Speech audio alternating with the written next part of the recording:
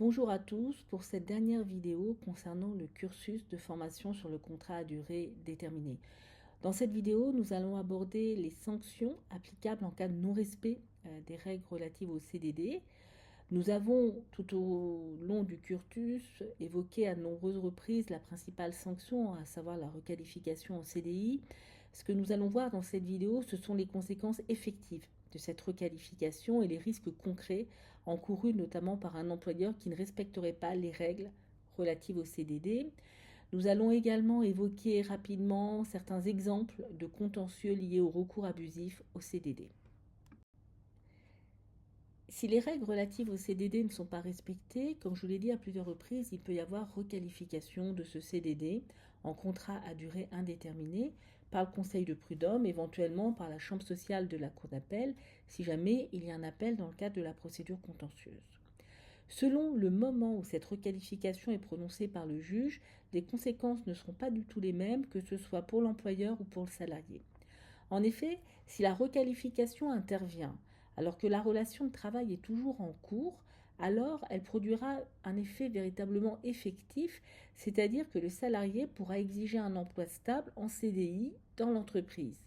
Très concrètement, ça veut dire que l'employeur devra inclure ce salarié dans son effectif et avec reprise d'ancienneté bien entendu au début de la formation de la relation contractuelle en CDD, le salarié en fait de facto aura un travail. Par contre, si la requalification judiciaire n'intervient qu'après la cessation de cette relation de travail, donc après le terme du CDD ou après la cessation anticipée du CDD, alors l'employeur ne sera condamné qu'à verser des indemnités financières. Il devra verser les mêmes indemnités que s'il avait procédé à un licenciement sans cause réelle et sérieuse, puisque le CDD étant requalifié en CDI aura été rompu sans respect de la procédure de licenciement et sans notification d'une cause réelle et sérieuse. Donc, si le salarié a au moins 8 mois d'ancienneté, il pourra prétendre au versement d'une indemnité de licenciement, il pourra prétendre à une indemnité de préavis et prétendre à des dommages-intérêts pour licenciement sans cause réelle et sérieuse. Ces dommages-intérêts seront fonction de son ancienneté dans l'entreprise selon le barème Macron. Le salarié pourra également solliciter une indemnité de requalification équivalente à au moins un mois de salaire.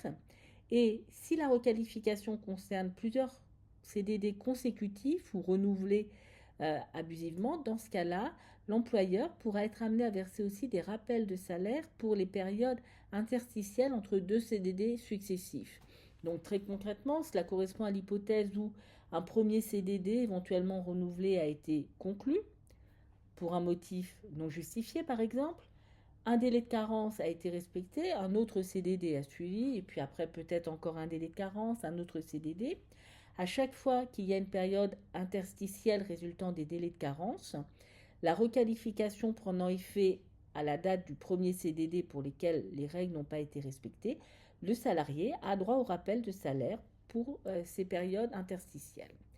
Et enfin, il peut également y avoir une amende pénale de 3 750 € qui est encourue, 7 500 € en cas de récidive, même s'il faut le reconnaître, c'est beaucoup plus rare en pratique.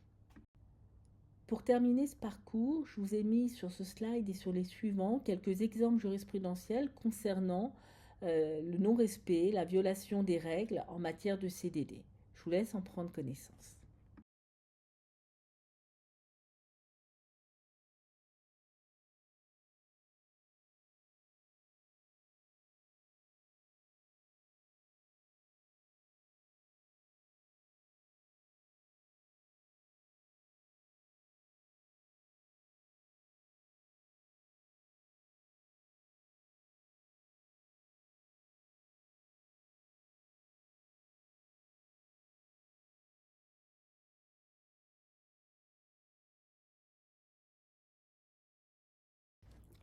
Je vous remercie pour votre attention tout au long de ce parcours de formation sur le contrat à durée déterminée. J'espère que les règles qui encadrent ce contrat vous sont maintenant plus familières et que vous allez pouvoir gérer de façon totalement sécure les contrats que vous pouvez être amenés à conclure dans le cadre de votre activité. Je suis bien entendu à votre disposition pour vous faire toute précision complémentaire si vous avez besoin. N'hésitez pas à me contacter par courriel. À bientôt et bonne continuation dans votre parcours.